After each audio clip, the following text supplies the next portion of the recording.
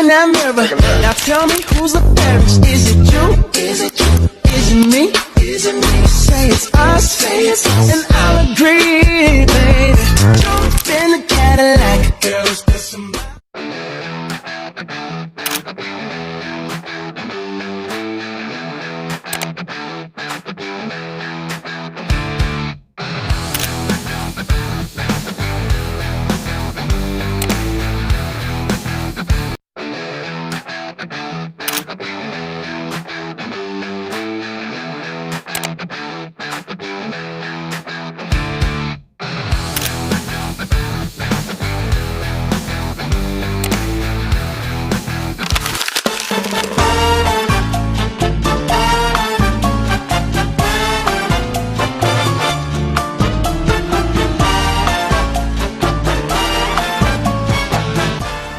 Halo semuanya, pada hari Rabu 16 Oktober 2025, kami berkunjung ke wisata edukasi gerabah di Malo, Bojonegoro.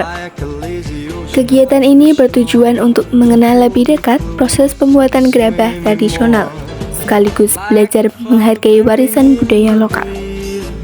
Melalui kunjungan ini, kita bisa melihat langsung bagaimana tanah liat diubah menjadi kerajinan yang bernilai seni dan ekonomi. Semoga pengalaman ini bermanfaat dan menambah wawasan kita semua.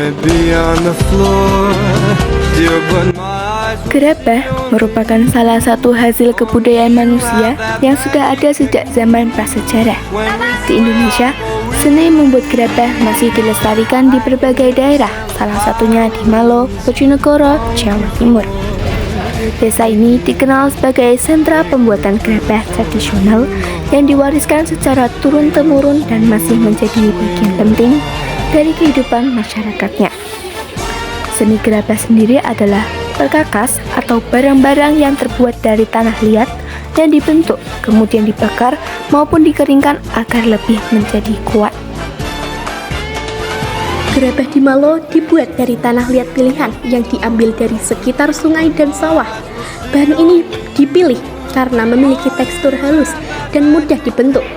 Keunggulan gerabah sifatnya yang ramah lingkungan karena terbuat dari tanah liat alami, aman untuk makanan dan minuman karena tidak mengandung zat kimia berbahaya, serta memiliki nilai estetika yang tinggi sebagai dekorasi atau simbol budaya. Gerabah juga memiliki kemampuan untuk menyerap serta mendistribusikan panas secara merata. Dalam pembuatan gerabah terdapat bermacam-macam teknik, yaitu teknik lempeng slabbing, teknik putar drawing, teknik pilin, coiling, teknik pijat, pinching, teknik cetak, tekan, press, dan teknik cor, casing. Gerabah bisa dibentuk menjadi berbagai macam benda, mulai dari perkakas rumah tangga seperti piring, cobek, puan, dan kendi, hingga benda dekoratif seperti vas bunga, guci, dan patung. Motifnya bisa dalam bentuk flora, fauna, dan lain-lain. Untuk membuat gerabah perlu menyiapkan alat dan bahannya. Alatnya meliputi alat putar, alat tumbuk, ayakan, alas, kain lembab, batu halus, palu, cetakan, dan tungku pembakaran. Bahan-bahannya yaitu tanah liat, air, pasir halus, cat dan kuas, kayu bakar atau jerami kering.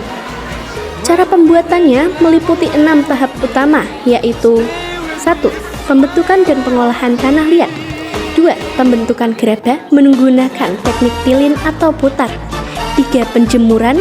4. Pembakaran. 5. Penyelesaian finishing. 6. Pengecetan. Gerabah dari Malo, Bojonegoro memiliki nilai manfaat yang tinggi, baik secara fungsi maupun ekonomi. Selain digunakan dalam kehidupan sehari-hari, gerabah juga menjadi sumber penghasilan dan identitas budaya masyarakat setempat. Melestarikan kerajinan gerabah berarti menjaga warisan budaya bangsa agar tetap hidup di tengah kemajuan zaman.